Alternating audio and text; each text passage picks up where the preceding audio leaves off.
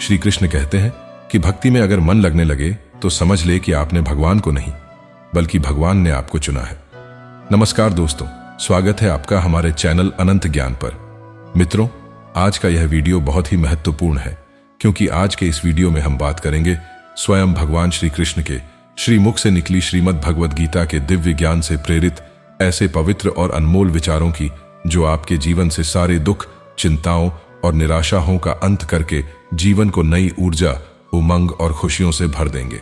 श्रीमद् भागवत गीता सिर्फ एक धर्म के लिए नहीं है बल्कि इसे धरती के हर इंसान को पढ़ना और समझना चाहिए ताकि वह अपनी जिंदगी में सुख, शांति और सफलता को प्राप्त कर सके। कहा जाता है कि जिस घर में गीता का पाठ हर रोज पढ़ा जाता है या सुना जाता है उस घर में भगवान श्री कृष्ण स्वयं आते रहते हैं। मित्रों, अगर आप भगवान श्री कृष्ण के इस बहुमूल्य ज्ञान का लाभ अधिक से अधिक लेना चाहते हैं तो श्रीमद् भगवद गीता से प्रेरित इस ज्ञान को पूरा अंत तक सुने और इन विचारों को आप हर रोज सुबह और रात में सोने से पहले जरूर सुने। चलिए सुनते हैं भगवान श्री कृष्ण के श्रीमुख से निकले इन अनमोल विचारों को। श्री कृष्ण कहते हैं, जिंदगी में कुछ नेक काम ऐसे भी करने चाहिए जिनका उस ऊपर वाले के सिवा कोई दूसरा गवाह ना हो। जीवन मिलना भाग्य की बात है, मृत्यु होना समय की बात है, मगर मृत्यु के बाद भी लोगों के दिलों में जीवित रहना यह कर्मों की बात है। श्रीमद् भगवद गीता में भगवान श्री कृष्ण कहते हैं कि हे अर्जुन, मैं सब प्राणियों के हृदय में स्थित सबकी आत्मा हूं। संपूर्ण प्राणियों का आदि, मध्य और अंत भी मैं ही हूं। मैं ग्रहों में सूर्य हूं, वेदों में सामवेद हूं, देवों में इंद्र हूं, इंद्रियों में मन हूं। मैं ब्रह्मा हूं, मैं विष्णु हूं, मैं महेश हूं। जलाशयों में मैं समुद्र हूं, पर्वतों में मैं हिमालय हूं। इस संपूर्ण संसार में तुम जो कुछ भी देख पाते हो सब मैं ही हूं। श्री कृष्ण कहते हैं कि यह संसार ही माया है, यह संसार मुझसे ही उत्पन्न हुआ है। मैं ही इसका पालन पोषण करता हूं और मैं ही इस सृष्टि का विनाश भी करता हूं। मैं भूत, वर्तमान और भविष्य के सभी प्राणियों को जानता हूं, लेकिन वास्तविकता में मुझे कोई नहीं जानता। कान्हा कहते हैं, सब्र कोई कमजोरी नहीं होती बल्कि यह वह ताकत होती है जो सभी में नहीं होती।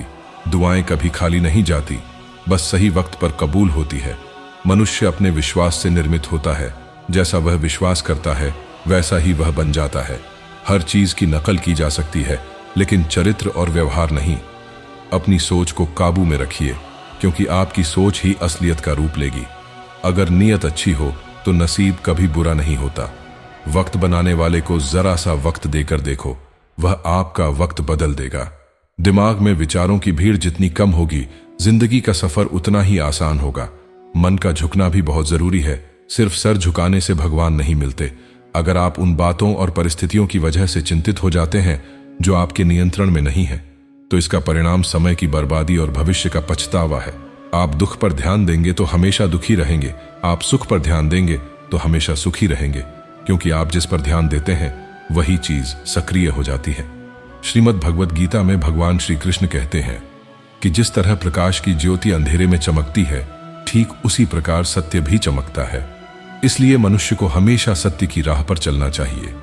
मृत्यु एक अटल सत्य है जिसे कभी बदला नहीं जा सकता है। इस संसार का जब से निर्माण हुआ है तब से जन्म मृत्यु का चक्र चलता आ रहा है। कोई मनुष्य चाहे लाख चीजें जान ले, चाहे वह पूरे जगत को जान ले, लेकिन अगर वह स्वयं को नहीं जानता तो वह अज्ञानी है। कान्हा कहते हैं, अगर कोई आपको ठुकरा दे तो बुरा मत मानना, क्योंकि वे वास्तव में आपकी कीमत नहीं जानते। बुरा वक्त गुजर जाता है, बस उस ऊपर वाले को हमारा सब्र आजमाना होता है।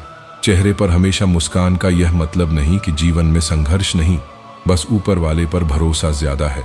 जिंदगी में अगर कुछ बड़ा करना है तो दो चीजें हमेशा याद रखना, जो खोया है उसका गम नहीं और जो पाया है वह भी किसी से कम नहीं।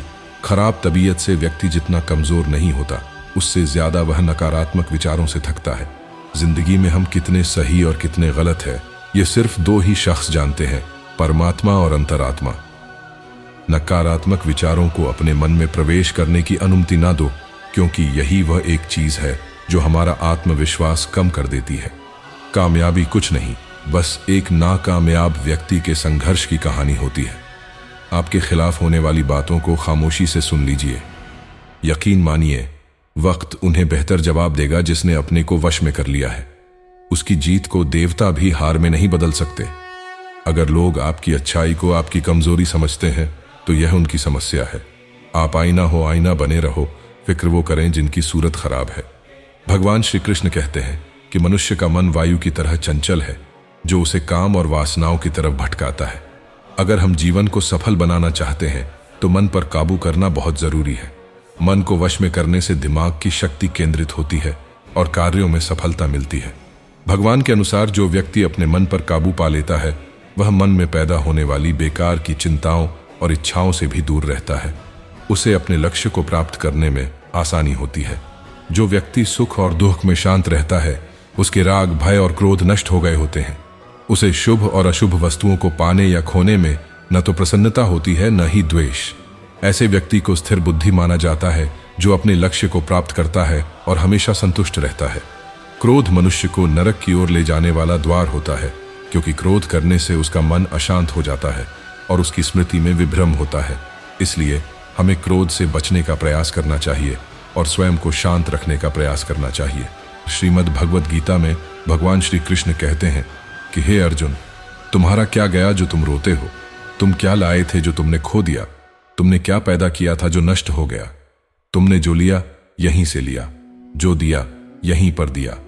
जो आज तुम्हारा है कल किसी और का होगा, क्योंकि परिवर्तन ही संसार का नियम है और समय के साथ संसार में हर चीज परिवर्तन के नियम का पालन करती है।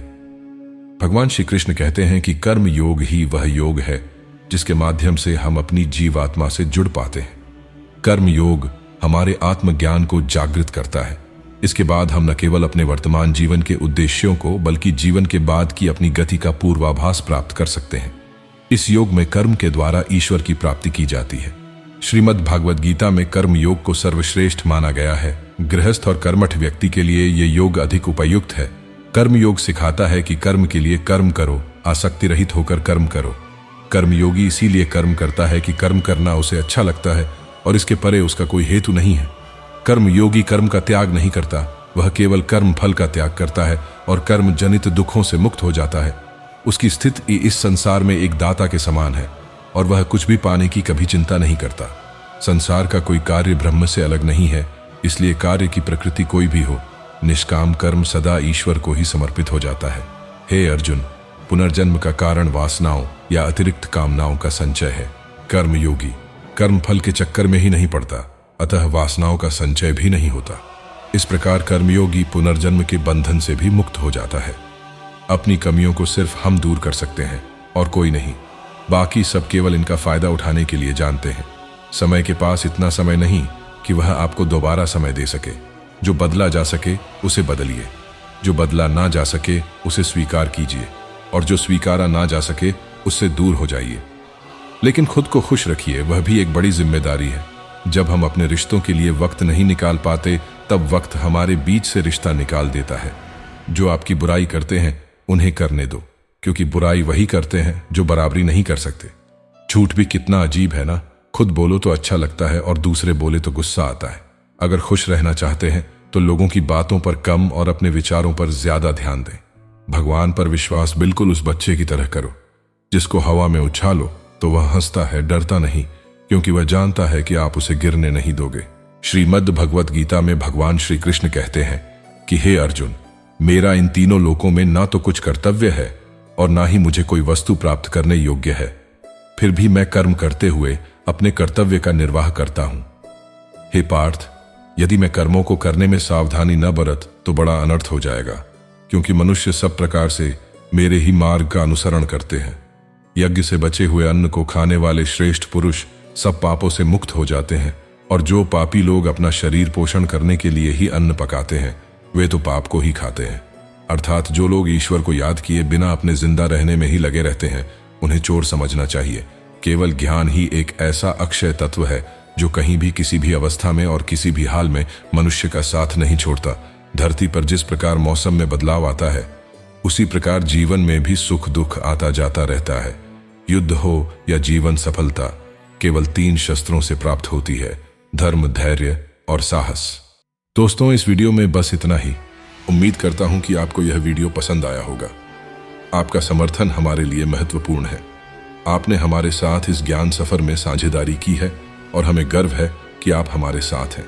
तो दोस्तों, अगर आपने अभी तक सब्सक्राइब नहीं किया है तो जल्दी से करें ताकि आप हमारे आने वाले वीडियो से भी जुड़े रहें।